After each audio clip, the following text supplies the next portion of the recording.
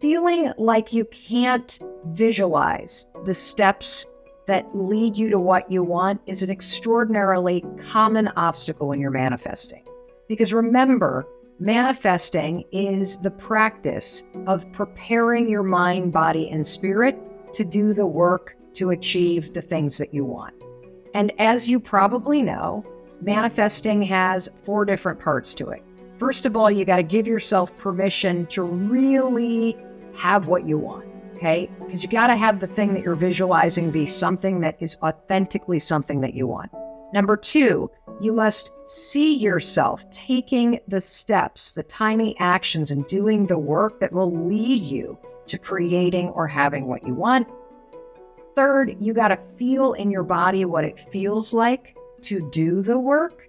And you also have to feel pride as you see yourself doing the work, because that amplifies your mind, body, and spirit really imprinting and training and preparing for it. And fourth, obviously, you got to take the actions. And all of that manifesting and preparing inspires you to take the actions.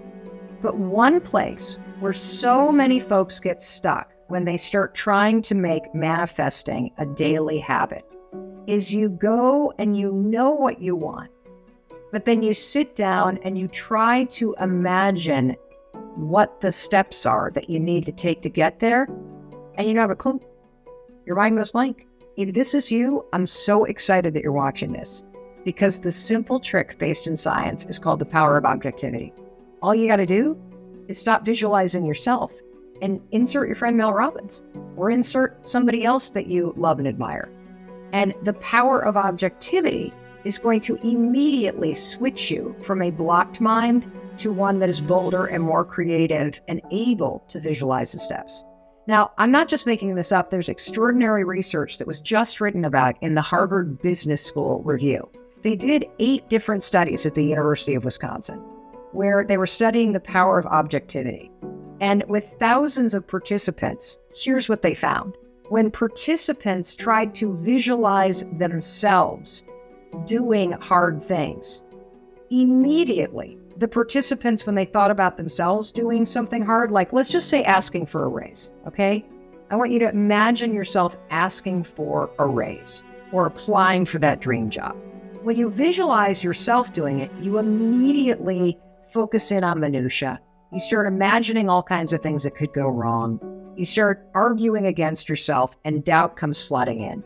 You have a very cautious mindset when you place yourself in those scenarios.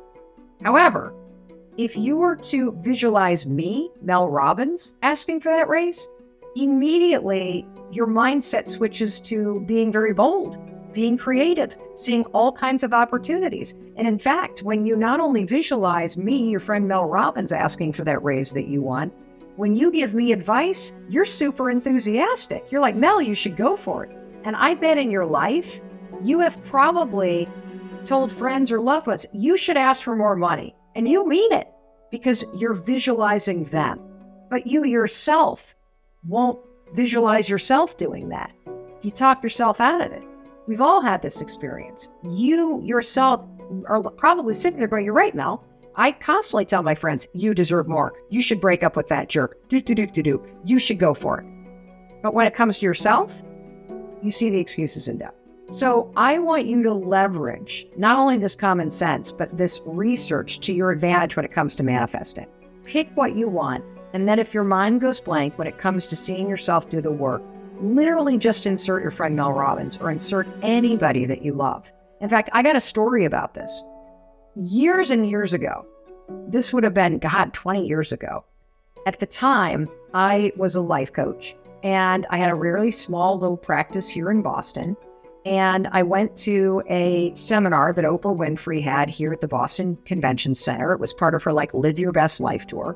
And I went to the seminar because I thought, well, this would be a great place to land life coaching clients, right? You got thousands of women at the convention center who all want to improve your life. So I can go and I can network, and who knows, I might meet some amazing women and meet some amazing business partners and land some clients.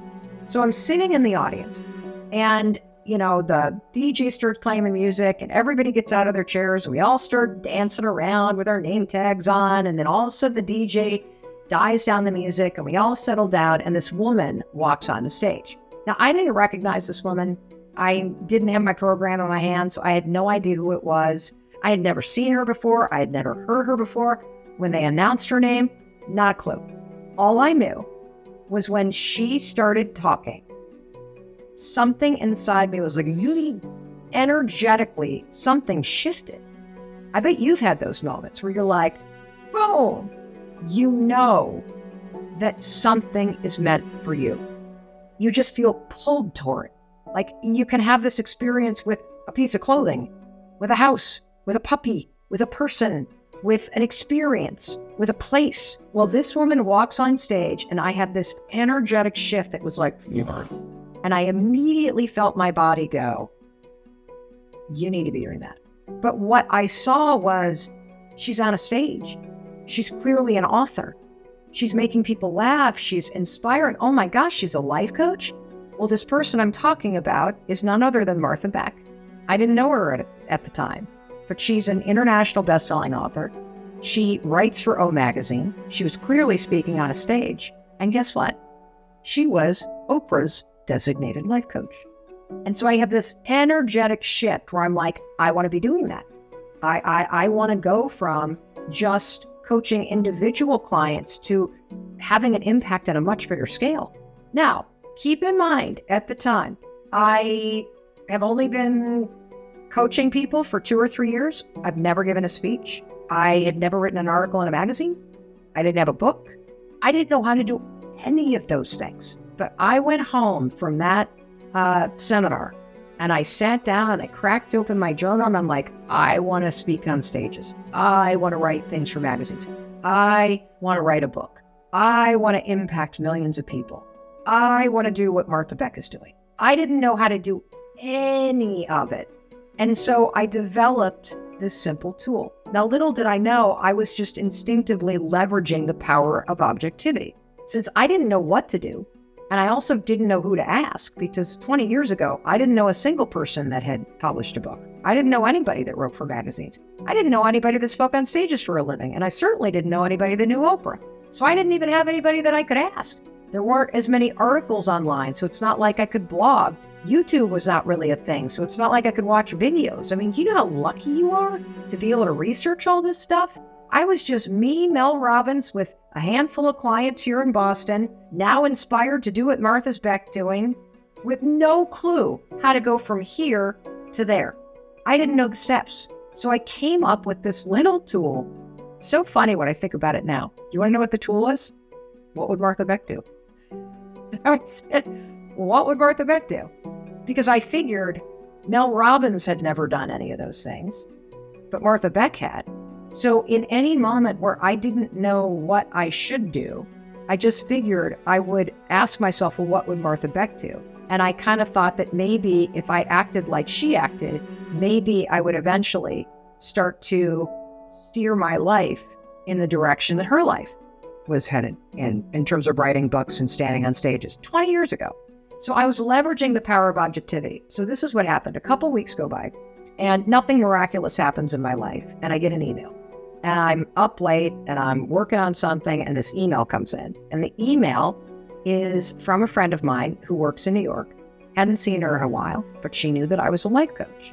And I noticed that she was forwarding a PR request from Inc. magazine. And Kate wrote to me, hey, Mel, not sure if you're still life coaching, but see below. Someone is writing an article about life coaching for Inc. magazine. Thought you may be interested in applying. So I scroll down and I immediately start to read the email. Now, there were a couple things that jumped out immediately, right? Number one, the PR request was over a month old. Number two, the deadline had already passed for submissions to be featured in the article. Number three, I had none of the credentials that they were looking for life coaches. Number four, I had none of the types of clients that they were looking for. Now, thinking about it from Mel Robbins' point of view, my mind got very cautious and I started to focus on all the minutia. I'm too late. I'm not qualified. I've missed the deadline. They're never going to pick me. Self-doubt started to creep in. just like it's happening for you when you manifest right now. Your mind is going blank. You're full of doubt, which is why you can't see the steps. I, in that moment, asked myself, well, I know what Mel Robbins would do. Mel Robbins would hit delete and go on with her evening. But what would Martha Beck do? The second I leveraged the power of objectivity and I imagined her in the situation that I was in, my mind got more creative, it got bolder, it got more energized, I saw possibility. I literally said to myself, well, what have I got to lose? Martha Beck would probably just respond. And so I did. I just freeformed the thing. I wrote this long email, and then hit send. Do you know the very next morning, the person that had sent the inquiry out wrote me back and said, I've already finished the article. I was about to submit it, but I was so taken with your email that I'd love to come up to Boston and follow you around for a day and include you in the article. And it was that article, which published about 5 months later, that caught the attention of a bunch of people in the media business in New York. And that's what caused this major pivot that happened in my career. Honest to God, it was the power of objectivity and simply asking myself, what would Martha Beck do? So, super common to feel super stuck when you know what you want, but you can't visualize yourself taking those steps because you're thinking cautious. Your self-doubt is consuming you. You are insecure in your ability to actually do those things, so you can't even embrace the visualization of yourself doing it. Simple. Insert someone else. And you can always pick your friend Mel Robbins. Let's just say that you are really inspired to get into home renovations and buying and flipping houses. And let's just say you've always dreamt of doing this and you watch the home improvement networks like it's your job and you just love everything about real estate and flipping houses, but you'd never done it. And so when you go to visualize it, you don't even know where to start.